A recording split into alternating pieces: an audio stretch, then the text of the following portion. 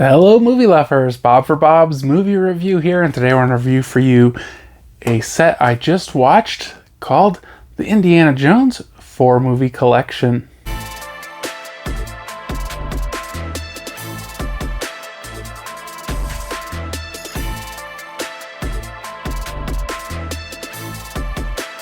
This one was sent to me for review by Paramount Home Entertainment. If you guys have seen these or you get a chance to check them out, let me know your thoughts in the comment section. I will include more information, including affiliate links to purchase these down in the description below. So this is the Indiana Jones 4-movie collection. First time on 4K. I did post an unboxing of this if you'd like to check that out. This is the standard version. I think it's like a quad fold. It has the 4 movies on 4K and then a bonus disc. So I hadn't seen these movies probably since I was a teenager, maybe even younger.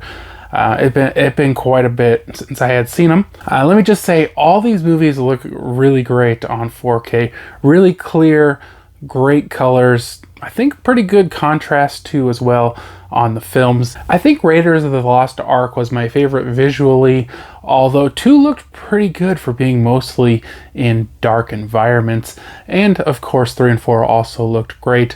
Maybe the Crystal Skull was the best looking one just because it was the newest one. I don't know. I feel like they did a lot more CGI in that, and it just didn't quite look as crisp in a lot of places to me. So the movies, here we got the Raiders of the Lost Ark. In this one, Indiana Jones goes on an adventure. Of course, they're all adventure movies, but he goes on an adventure and he is looking for the Ark of the Covenant. Now, he is also competing against the Nazis, who are also trying to find it, but he's always one step ahead of them. He has a little more information, and there's lots of fun in this movie. There's puzzle solving and deciphering different kinds of clues, and I really enjoyed that. I think that's probably my favorite part of the movie, is just figuring out all the clues and solving the mystery.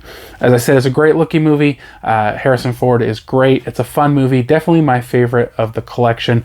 I give that one a 4 out of 5. From there we go to the Temple of Doom, which is a very different kind of movie. Instead of searching for a lost artifact of some sort, Indiana Jones is, I guess, maybe looking for a lost artifact, but then he runs into these villagers in India. They say this magical stone has been stolen, and Indiana Jones goes to try to find it.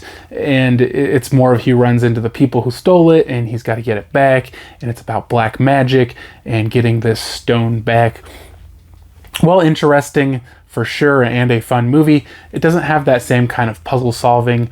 I would say the highlight of the movie for me personally is that minecart race chase scene. It's pretty cool. A lot of fun on that one.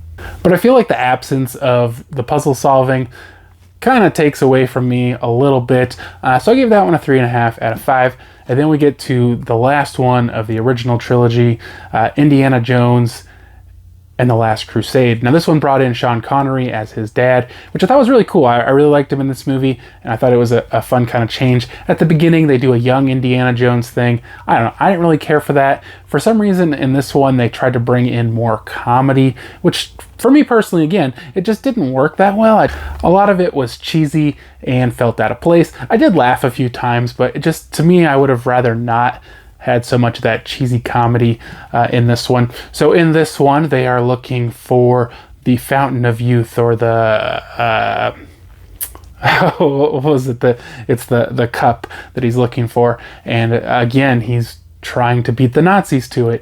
And his dad, Sean Connery, he knows all about how to find it, but Indiana Jones has to decipher kind of the last couple clues. So we do have the clues and the puzzle solving aspect brought back. So I did definitely like that.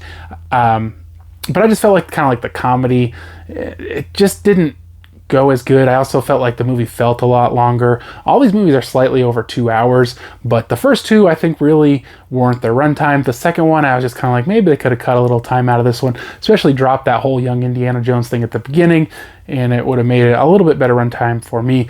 Then we get into the fan least favorite, Kingdom of the Crystal Skull. This one brings in Shia LaBeouf as Indiana Jones' son, and we all kind of thought he was going to continue on the franchise, but I guess that didn't happen.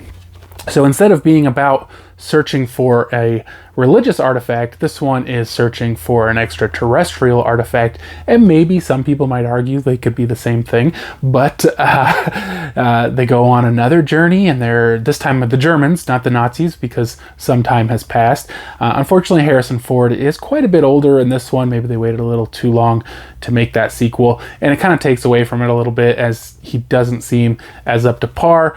And they kind of make him, not a lot, but they kind of make him like a bumbling a little bit, like he can't do the stunts because he's older. And it's a little weird that it was based on aliens, but at the same time it went back to the puzzle solving and finding the clues and whatnot. But it's kind of almost like a reverse Indiana Jones, because they find the skull pretty early and then they're trying to return it instead of finding it and taking it. So it's kind of like a reverse Indiana Jones.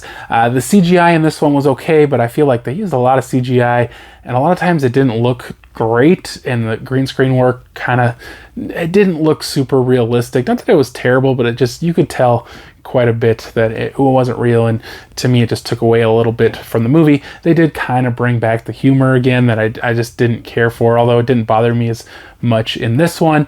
And overall, I think it's an okay movie. Like, a lot of people complain about it, but I liked it. I gave it a 3 out of 5. I still think it's a fun movie, has that cool adventure aspect, and it has the puzzle solving.